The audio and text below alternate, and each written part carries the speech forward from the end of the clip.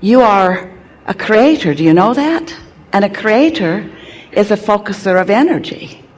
So the more deliberate you are about your focusing, then the more control you have over what you create. But when we talk about focusing, we are this, but we are not only talking about you choosing things to focus on that you would like to draw into your experience. We do mean that, but not only that. When we speak of you focusing, what we mean mostly, is you being so aware of how you feel that by paying attention to your emotions, your emotional guidance system, that you're able to focus yourself into your fullness before you focus. Does that make sense? In other words, it's sort of like plugging the vacuum cleaner in before you run it around the house. You could run it around the house, but if it's not plugged in, it's not really doing what you wanted it to do. And if you're running around the ship and you're not plugged into who you really are, then you're having a much more shallow experience, much less focused experience, an experience not what you intended when you decided to come into this physical body. You are source energy, and before you came into this body, you were source energy. And even though you're in this body, you still are source energy. But as humans, so often you get so fixated on the trappings of your physical world, and that's just fine. We love it too. But when you forget who you really are and you don't work to find that resonance with who you really are, and you become merely an observer of what's going on your planet, where some things you look at please you and some things you look at don't please you, but you, by your looking, by your thinking that you're supposed to just look everywhere and then work it out after that, rather than deciding how you want to feel and therefore that's where you look. You hear the difference? That's what we call getting out ahead of things, tuning into the wholeness of who you are, and then exploring your physical environment. So during these days that we are together, we know that this will be an especially good opportunity for you to tune into who you really are, not only because it's natural to you, and not only because you are surrounding yourself with other lovelies who make it easy, and not only because we will spend a significant amount of time together in this theater and we will speak core vibrational things to you. In other words, what you hear from this platform will be 100% connecting you to who you are. That's the nature of what happens here. Even as you come with questions or issues or even problems that you want to discuss, still, the vibrational frequency of this arena is dominantly your inner beings who have come here with you, and of course, us.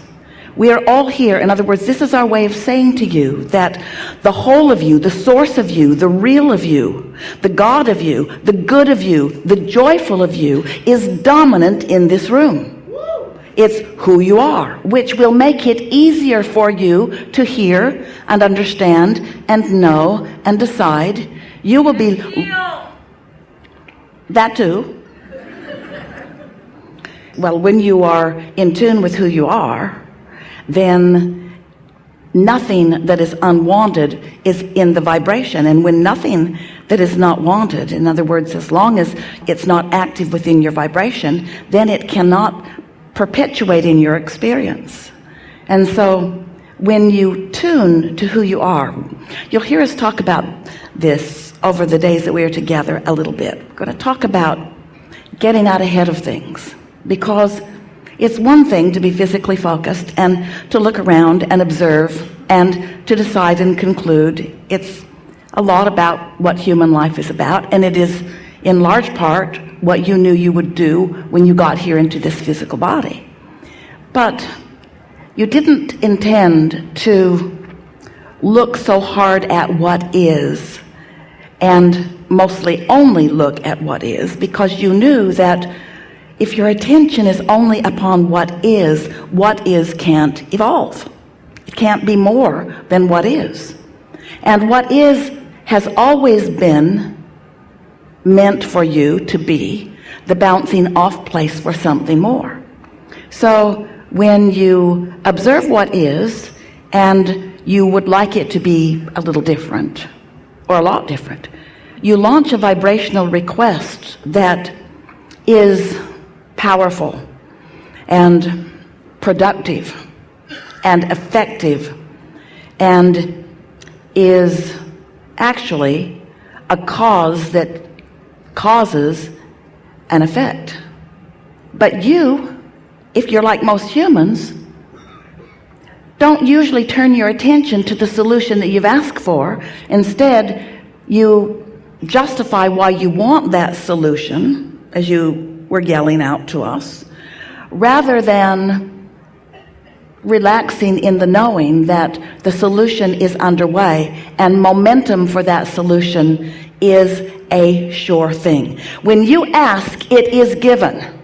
The question is, are you going to be in the vibrational vicinity where what has been given to you, about you, on your behalf, for you? Are you in a position where you can be the receiver of what you've asked for that has been given? Or are you still in the frequency of asking rather than in the frequency of receiving? Can you feel the difference? So we want to talk about being in the receiving mode. We want to talk about being so much in the receiving mode that you come to the place, by the time we are finished together in these days that we will play, that you are knowing your own invincibility. Now, we want to say to you that we want you to know that you can create anything that you desire. We want you to know that nothing is off limits. That universal forces, the energy that creates worlds, is flowing at your command. But you often do not line up with your own command. You ask for it, but you hold yourself differently than what you have asked for.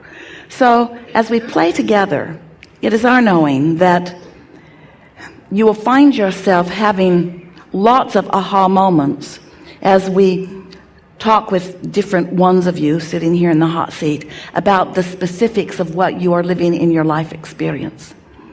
It is not a difficult thing conceptually to get it that you create your own reality. It's not hard to understand that you are an extension of source energy. And it isn't difficult to come to know in a relatively short amount of sentences or stories or examples that as you tune yourself and allow the frequency of who you are to rise to the vibrational equivalent of the non-physical you, that then there is a blending of you and you. And you witness that kind of blending in yourselves and in others all the time. You see it often in the athletes who are in the zone. You see it in the accomplished musicians or painters. You see it in yourself in flashes here and there. What we want you to come to know in the time that we are together in this leading edge environment, taking thought to places it has not been before among those like you who are human, in case you have forgotten a little bit.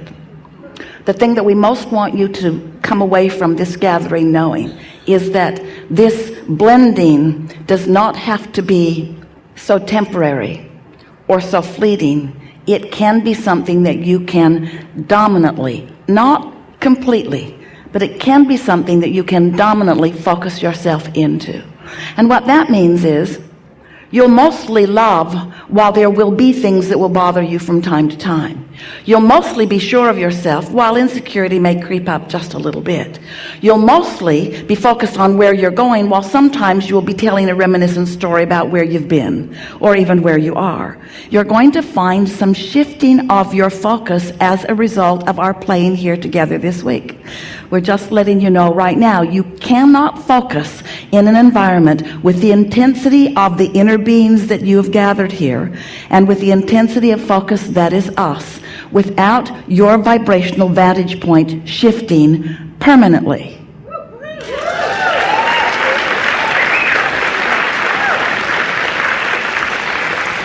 So what that really means to you in a very tactile sense is that you're going to feel your emotions in a stronger way than you have before.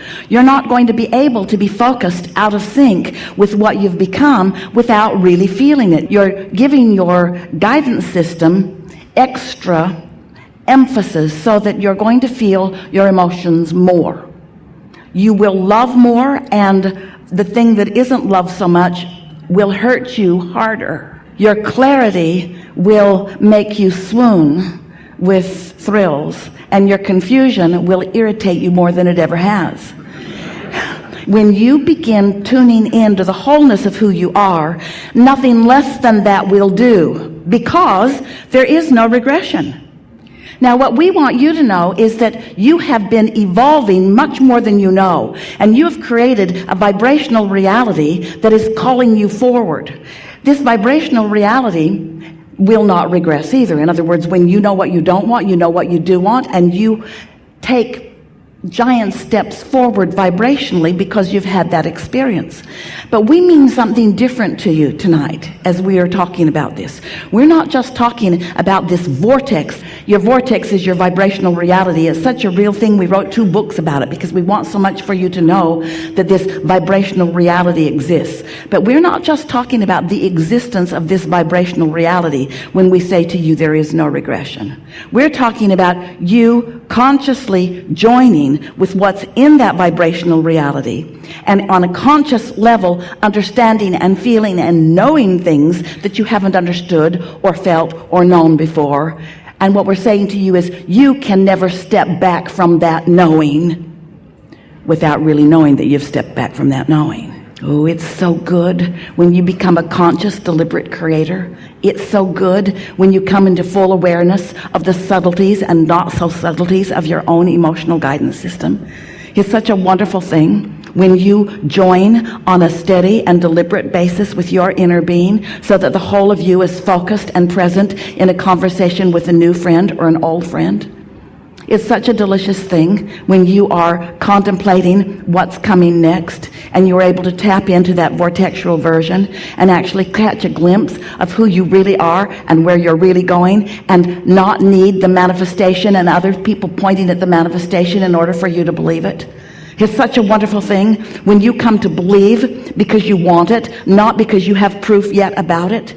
It's such a wonderful thing as you stand in that gap, having launched a rocket and having faith or trust or maybe even hope that something is coming about. And then that hope morphs into absolute knowing. And even though it hasn't manifested yet, even though your neighbors aren't watching you drive it or park it in your garage yet, even though the person that you're looking for hasn't shown up in your life yet so that you can take them and show them off to your girlfriends, even though the things that you want to manifest haven't manifested in a way that others are acknowledging the existence of it, you no longer need that kind of existence of it in order to feel the fullness and the realness of it. And when that happens to you, we're not just promising you certain manifestations that will come, blah, blah, blah. It can't not come when you reach that place of understanding.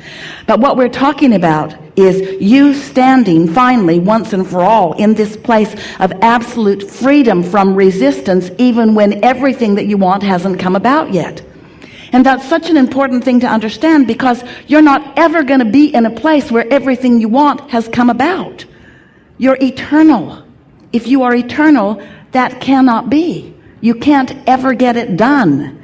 And what we're saying to you is, maybe for the first time in your life, you're going to be all right with that knowledge. Not just all right with knowing that you can't get it all done, but knowing that you don't want it all now. You don't want to get it all done because you want the next and the next and the next idea to thrill you as you get to witness yourself moving closer and closer along.